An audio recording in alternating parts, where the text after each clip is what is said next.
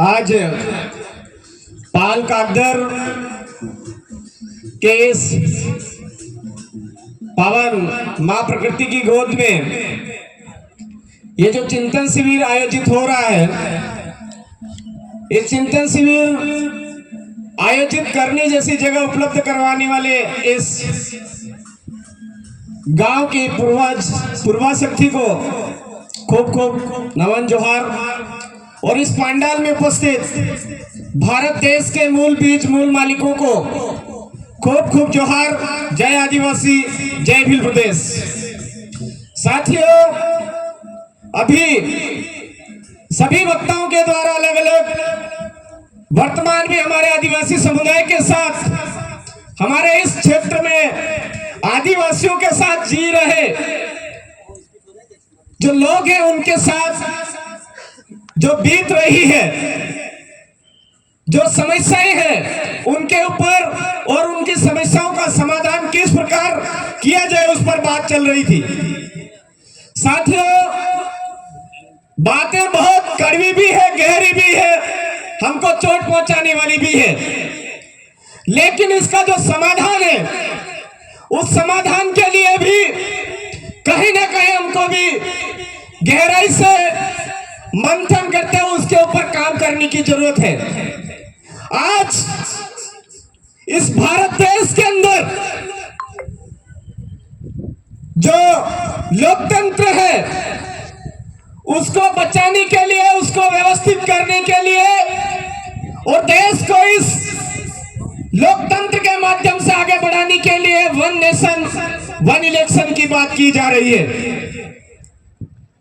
आज one nation one election की बात की जा रही है, अच्छी बात है, लेकिन क्या मेरे भाइयों, आज भारत देश के अंदर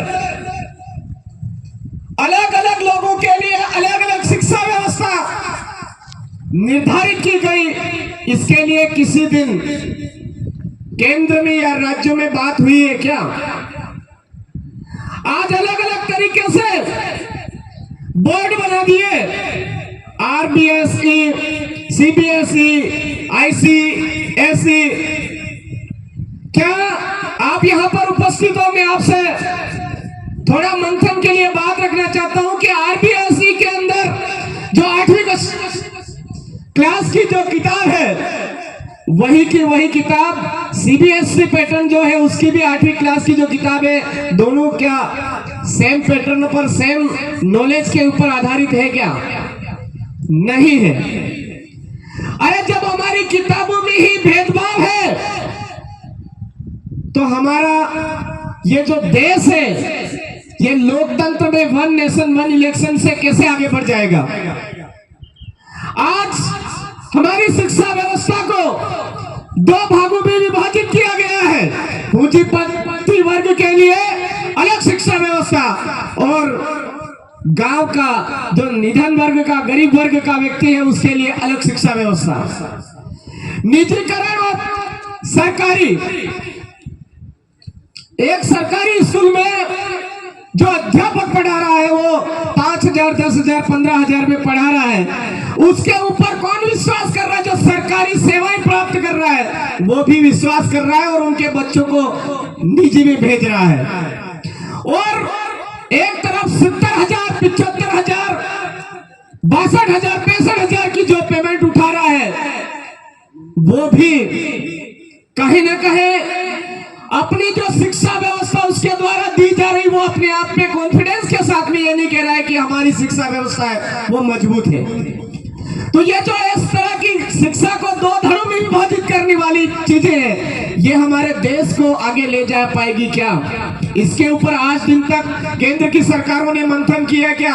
राज्य की सरकारों ने मंथन किया क्या? अब हम सभी यहाँ पर उपस्थित हैं, हम सभी को यह सोचने की जरूरत है कि ना तो हमारा जो कल्याण है वो सरकार ही कर पाएगी, ना ही प्रशासन कर पाएगा। हमारा कल्याण अगर करना है तो हमारी अपनी बुद्धि से हमको करने की जरूरत है। हमारे बाप दादा पढ़े लिखे नहीं थे लेकिन एकता में रहते थे। आज हम जितने पढ़े लिखे हुए उतने ज्यादा विखंडित होते जा रहे हैं। मन्नालाल रावत जैसे लोग पैदा होते जा रहे हैं। आज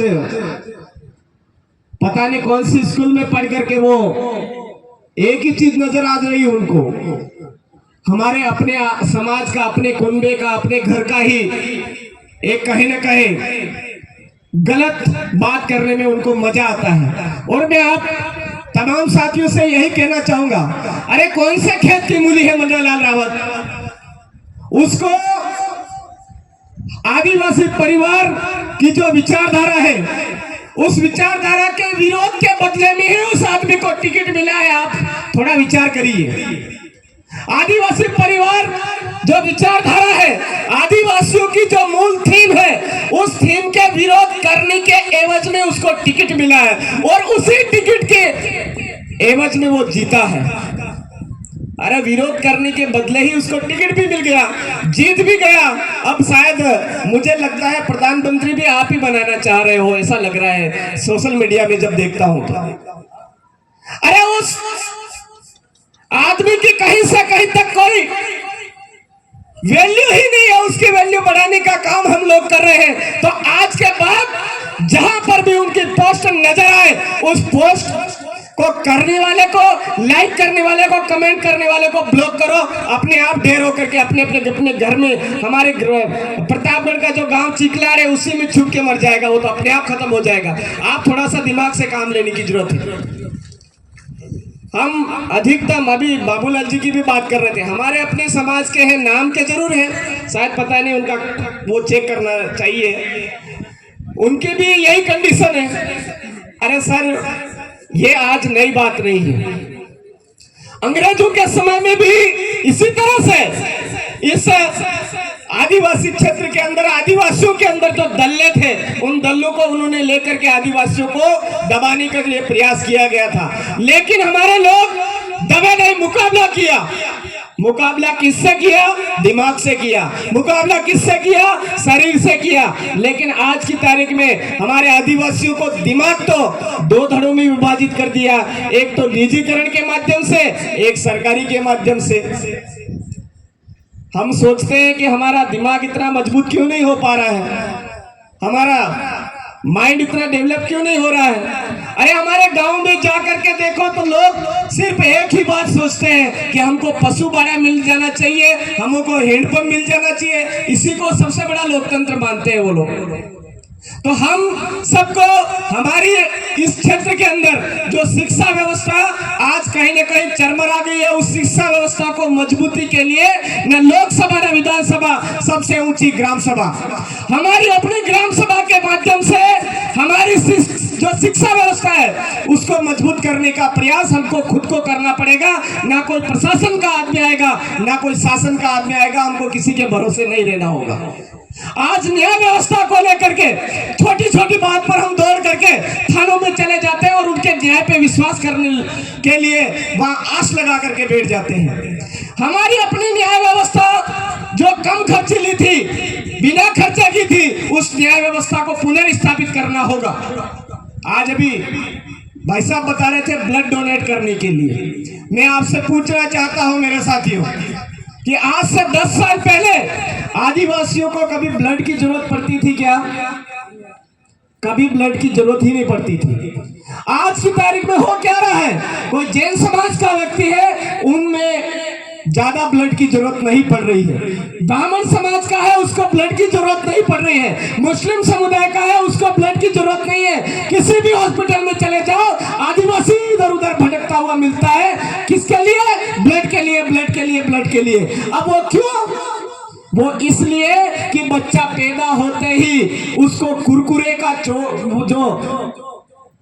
शौक है वो लगा दिया जाता है, उसको थोड़ा सा समझदार होते ही चिप्स का शौक लगा दिया जाता है। बच्चा कुरकुरे और चिप्स के शौक में खाना ही नहीं खा रहा है। जब खाना ही नहीं खा रहा है तो उसका शरीर कैसे मजबूत होगा? जैसे तैसे अगर वो बड़ा हो भी जाता है तो हमारा जो अन्न हम लोग खा रहे हैं, उस अन्न को रासायनिक दवाइयों के माध्यम से उसका जो पोषक तत्व है वो खत्म कर दिया जा रहा है। रासायनिक खादों की वजह से उसका जो पोषक तत्व है वो खत्म कर दिया जा रहा है। जैसे तैसे बिना पोषक तत्व का अन्न खा पी करके वो बड़ा भी हो जाता है, तो बहुत सारे हमारे क्षेत्र के अंदर अंग्रेजी शराब को पी पी करके हमारे शरीर का सर्वनाश कर रहे हैं मेरे साथियों। तो क्या हमारे लोग शरीर से मजबूत हो पाएंगे क्या? अरे सारा रासायनिक चीजें हम खा रहे हैं तो हमारा शरीर मजबूत कैसे होगा? जब शरीर ही मजबूत नहीं होगा तो जाहिर सी बात है ब्लड की जरूरत पड़ेगी ही पड़ेगी। अगर हम चाहते हैं, हमारे शरीर को मजबूत करना चाहते हैं, हमारे बुद्धि को मजबूत करना चाहते हैं, तो हमारे अपनी खानदान जो खान पान है उसको सुव्यवस्थित करना होगा। पूर्वज पुरखा व्यवस्था के तहत जो हमारा अनाज था उस अनाज को फिर से पैदा करना होगा और उस अनाज को फिर से आगे पका करके हमारे बच्चों को खिलाने की जरूरत हमको आज पड़ रही है। हम सबको इस ओर ध्यान देने की जरूरत है।